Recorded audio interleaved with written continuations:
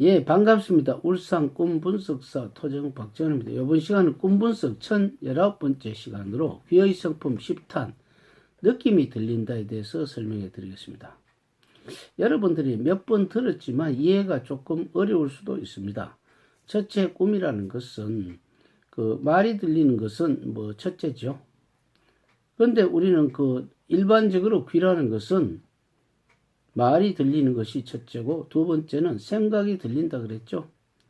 그리고 내가 감정, 아프다, 안 아프다, 그런 어떤 느낌, 그리고 감정이라는 기분 나쁘다 하는 것도 들린다 했죠. 그리고 행동하기 전 내가 해야지 그런 결심도 들린다 했죠. 그리고 상대가 침묵을 지키더라도 알 수 있다 그랬죠. 그리고 상대 식물도 그 침묵 지키고 있더라도 그 타심통을 이렇게 안다 했죠.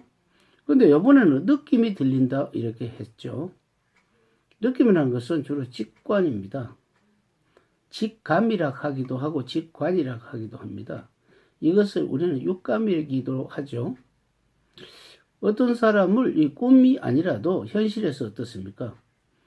누굴 이렇게 오늘 선을 보는 자리라고 한번 쳐봅시다. 선을 보는 자리에서 사람을 보기도 전에 오늘은 무슨 좋은 일이 있을 것 같다. 오늘은 기분이 나쁜 일이 있을 것 같다. 이것을 보지도 않고 실제 만나서 해보지도 않았는데 직감이 그대로 육감이 열리어서 이렇게 나타나는 경우가 있습니다. 그런데 실제 그 육감이 사람을 만나서 대화를 해보면 그대로 들어맞는 경우가 있죠. 2002년도 월드컵 때 일이죠. 우리나라가 16강에 들어가고 8강을 들어가느냐 못 가느냐 할 때 이탈리아전의 시합이 있었을 때 일입니다.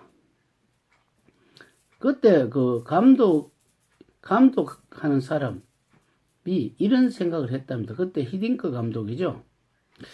상대 이탈리아에서 우리가 막상막하를 이렇게 경기를 하고 있고 안정환이가 페널티킥을 실축을 했습니다. 실축을 하고 있다가 정말 질질 끌려다니다가 후반전에 3분을 남기고 설기현이 겨우 한 골을 넣었죠. 그래서 1대1 평평한 기운이 됐죠. 그런데 우리하고 이제 동점골을 넣었고 우리는 페널티킥을 실축을 하면서도 뒤에 후반전에 넣었기 때문에 연장전까지 갔습니다. 연장전까지 갔는데 이탈리아는 전번에 공격수를 빼버리고 처음에 수비수를 보강을 했답니다. 그런데 우리나라는 어떻습니까? 히딩크 감독이 가만히 생각해 보니까 상대가 공격수를 빼고 우리는 오히려 공격수를 5명을 만들었답니다. 그래서 오히려 더 강하게 밀어붙였는데 결과는 나중에 다시 안정환이가 페널티킥을 실축을 했는데 뒤에 다시 헤딩을 해서 이탈리아에 한 골을 넣어서 2대1로 겨우 정말 회생을 했죠. 그래서 8강을 넣었는데 이것도 어떤 직감이랍니다. 저 사람 들어가면 이기겠다. 그런 순간적인 직감. 그때 골키퍼인 이윤재도 자기가 딱 보니까 공격수 그러니까 나중에 이렇게 보니까 어딥니까? 4강 그러니까 페널티킥을 찾을 경우가 있었는데 그때도 이렇게 보니까 스페인이가 페널티킥을 찾을 때 보니까 이훈재가 한 사람이 이렇게 4번째인가 이렇게 페널티킥을 찾는데 그 사람 몸 동작을 보고 저 사람은 공을 틀어서 안 오고 직진으로 오겠다 싶어서 안 움직이고 그대로 서니까 과연 그 공이 제자리에 오더랍니다. 그래서 우리는 다시 4강에 올라갔죠.